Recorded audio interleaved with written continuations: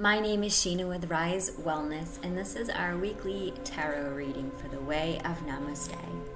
Today is September 3rd, 2024. Still maybe feeling that new moon in Virgo, with the sun in Virgo as well.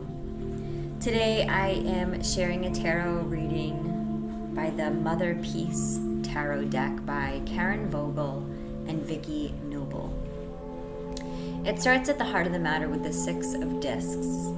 Discs represents the north and relates to our physical things like our body, our work, and our money. We're in Virgo season right now, which is literally also in the essence of adding awareness to our relationship with Earth and our physical world. The Six of Discs is about success, so we're starting this reading on a high note. We have resources to share, and the universe is inviting us to receive her gifts in the physical right now. Our challenge this week is the Six of Swords, and swords refers to the direction of air and our mental realms and the realities that our mind creates.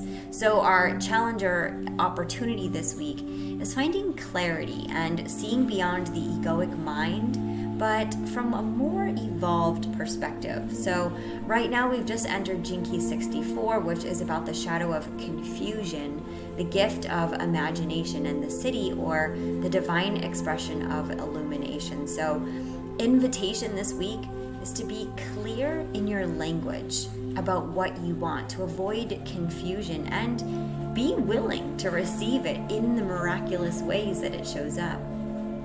If there's a story, take a pause.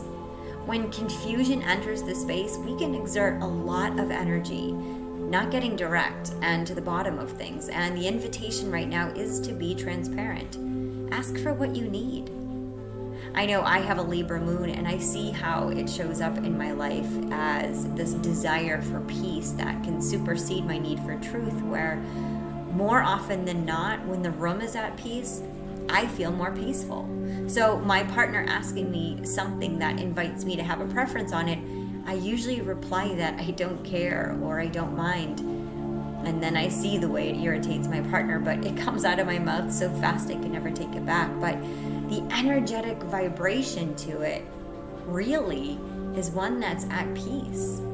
So the only time this doesn't land well is when my partner's also doing the same thing, and we'll end up in a circle of no one minding where we go long enough to go nowhere and accomplish nothing. So my partner and I today went car shopping, which is something that is literally so freaking exciting, and I am so grateful. And while I'm in ecstatic bliss to be doing something that feels like it's going to give me so much more freedom, I also feel all the spaces and the places in me that can feel a resistance and a constriction around going into such a big purchase decision with my partner, with both of us wanting to do what's right for the other. I sense this is what it is to consider the we of our relationship, what's best for the Trinity. As I sense what feels best for us as a couple, I can sense how my partner feels out what's best for us individually. And it's a new feeling to be navigating these waters with someone. It's exciting, and yet it's deeply humbling and gratifying that someone is purchasing something so selflessly to make my life better.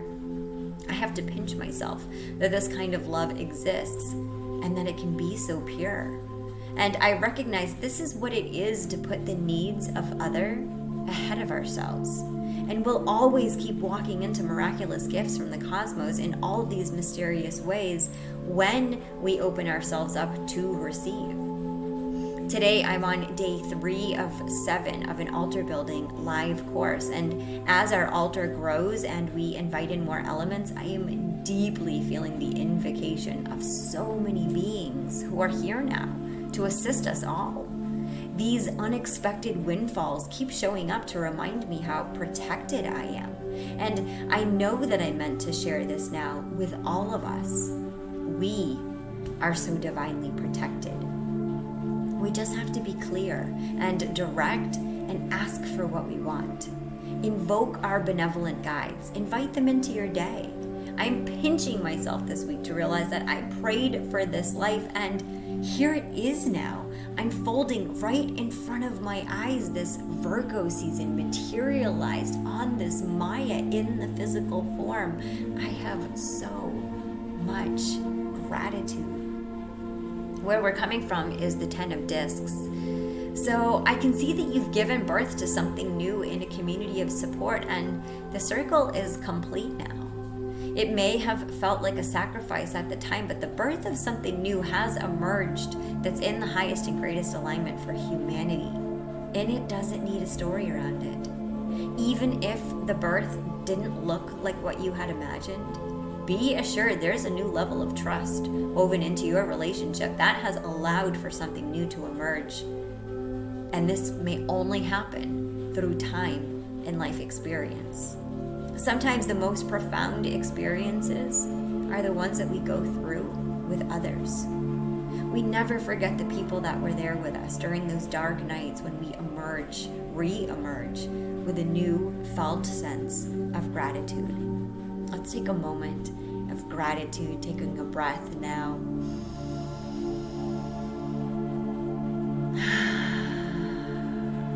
For all those people walking us home, for all those people showing up now, for all those beautiful beings sharing their magic with us. So what's coming up right now is the 7 of Swords, or coming up in our near future, I should say. So Swords refers to air, our mental realms, and the realities that our mind can create. So this card suggests that you've been building a strategy, or maybe you've been feeling guilty, as though you've been manifesting for something to come together. And now that it's here, you have some bit of guilt around it. So if we're not clear with our actions, we can lead people down paths that they may be unprepared for, that's not being responsible to them. But this card invites you to recognize that what we believe will create an entire universe to support. So if our thoughts are coming from a place of love, from expansion and acceptance, then we have no reason to feel guilty and build up a story in our head that we are somehow undeserving or unworthy of all the love in the world. So, invitation this week is maybe to ask yourself, where have you allowed yourself to be made to feel guilty for wanting what's best for you? And how can you update your belief system to one that's more true and aligned, which is that the universe wants what's best for you and will support your dreams coming true gladly. It's actually your resistance to receiving that's the thing that blocks your flow. So my mantra lately has been, it really does get to be this good.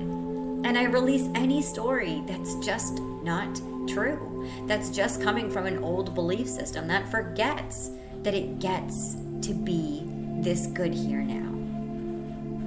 What we're unconscious of right now is the 9 of discs. So you may not realize this, but you are a very accomplished healer.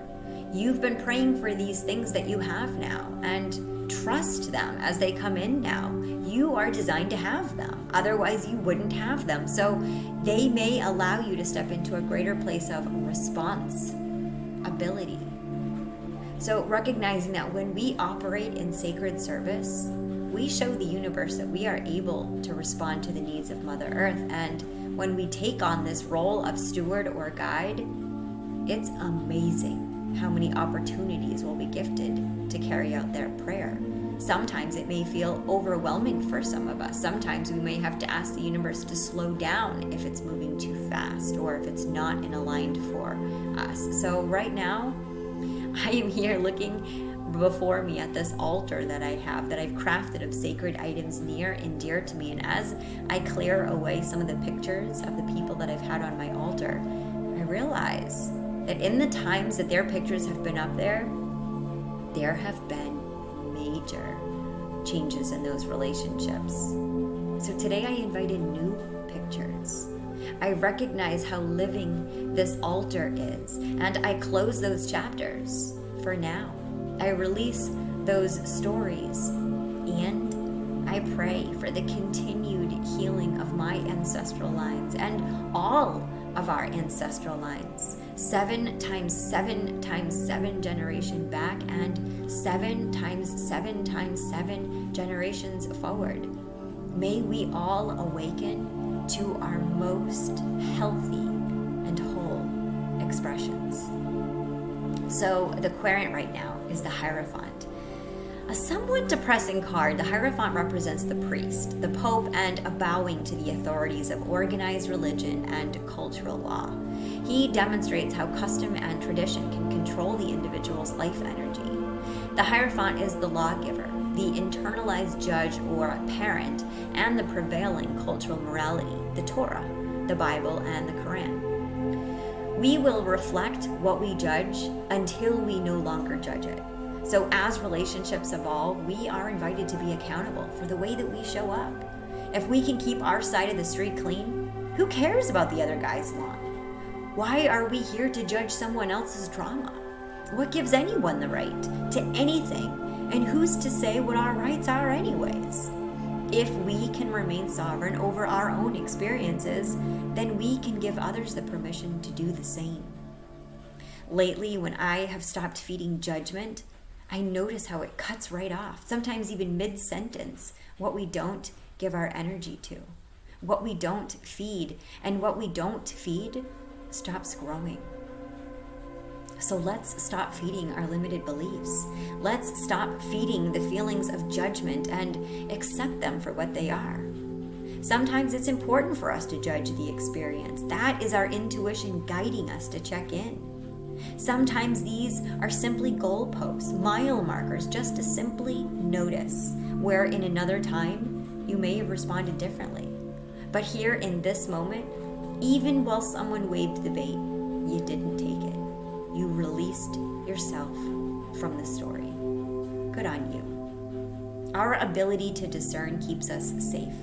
It's important for us to assess where we have been choosing comfort for the illusion of safety, and where we can grow into a more aligned and evolved personal truth. So our environment this week is the 8 of discs. We're in Virgo season. We have all of these discs representing the material world. So we're all learning together, and discs tie us to this material realm. All of the characters showing up on this stage of life right now, they're all apprentices. They're all on the path. They all have a lot of skills, and they are all adept at evolving. When we realize we are all working together, we can move mountains. A lone wolf gets tired after a while. There is an opportunity here to collaborate with someone, to learn these lessons together. It really can be this good for everyone. A win-win with no losers really is available. Our hopes and fears this week is the 5 of Cups.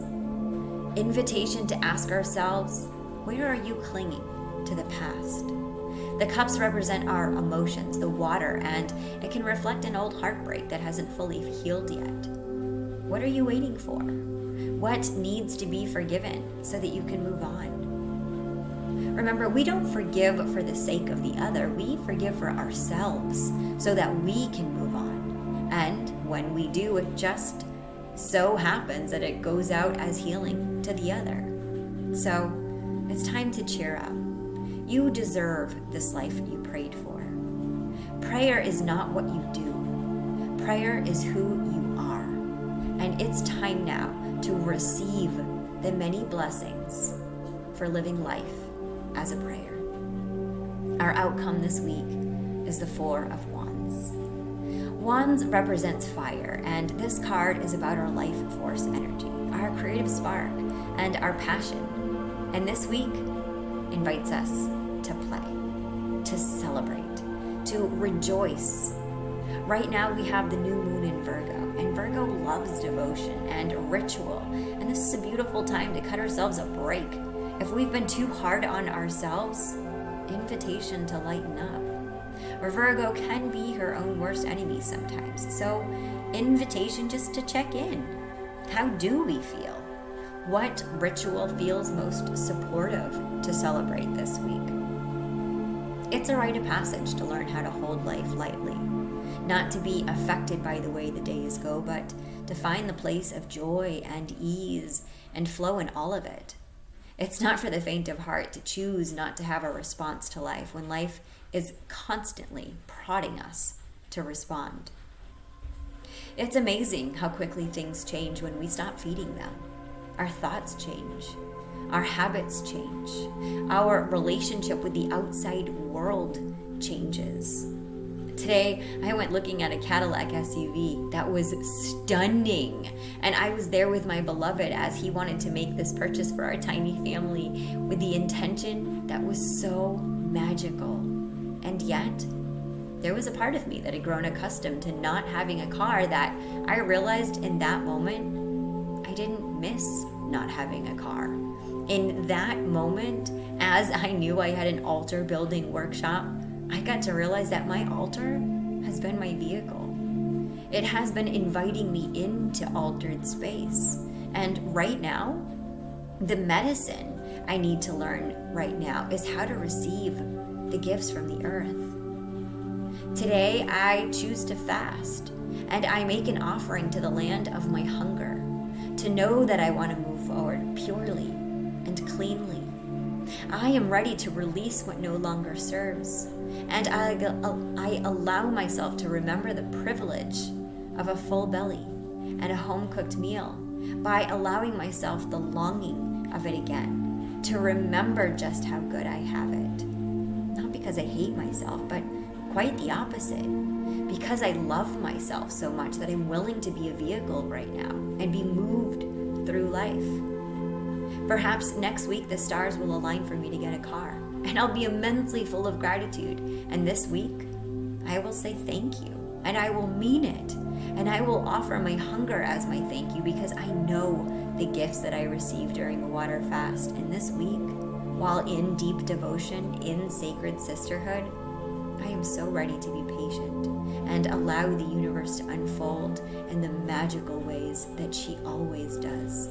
So when I come out of ceremony, I get to rejoice, to feel the reciprocal give and receive frequencies of the universe.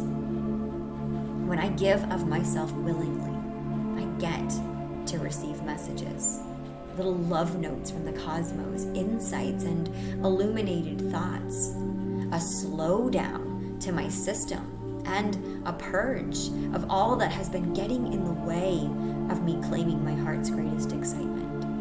Now, I don't recommend fasts for everyone, as they're such personal journeys. But for me, the universe never ceases to amaze me, to show me how good I really have it, when I allow myself to be the longing, just for a little bit. This week, I pray you use your words and you command your joy and bliss. I pray you set the intention for exactly how you would most like to feel, and you align yourself up to receive it. Be clear about what you want, and don't feed a story of what you don't. Don't give it one fractal of your life force energy if it's not yours to take on.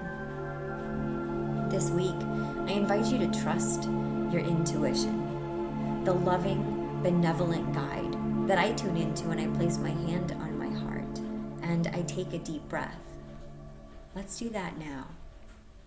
Let's invite in this benevolent mother energy who wishes to love and support us. Breathing all the way in from the base of our pelvic floor, maybe feeling our spine become a little bit straighter, sitting a little bit taller. As we breathe in, maybe feeling our ribs expanding a little bit more, maybe feeling just a little bit more of the flow of energy as it travels up through our system and out.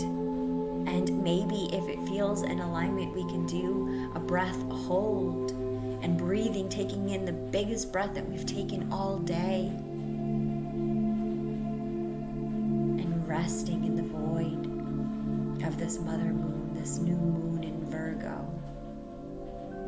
Let's rest here for a moment in quiet silence and and celebration and gratitude and reverence.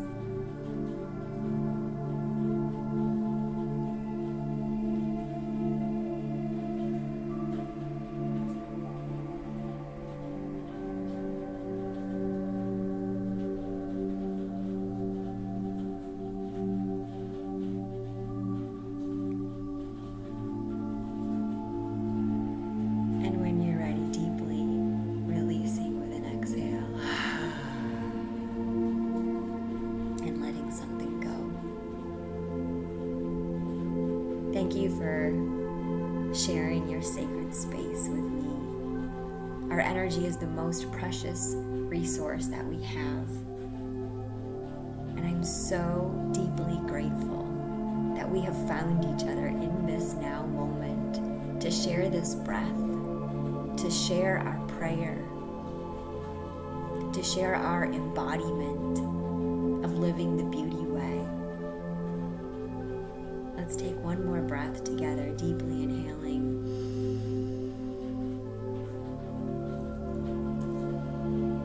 I'm so grateful for you. May this week be full of illuminated thoughts. May this week light the way home. If there has been confusion, the invitation is to not let your imagination run too wild with old stories, but to allow in a new, more aligned truth, releasing anything that no longer serves. Sometimes confusion is when we simply don't understand why somebody else could make the decision that they've made or choose to live their life in the way that they do. And we can exert so much life force energy on our confusion, which is our judgment of what we do not understand. And our loving invitation is, instead of being confused, instead of leaking out our precious life force energy, can we come into the place of acceptance, where even when I do not understand why someone else does the things that they do, I do not have to waste my precious energy by being in a place of confusion, because it's simply not designed for me to understand. Instead, I can tap into what I know to be true. If someone shows you who they are, believe them.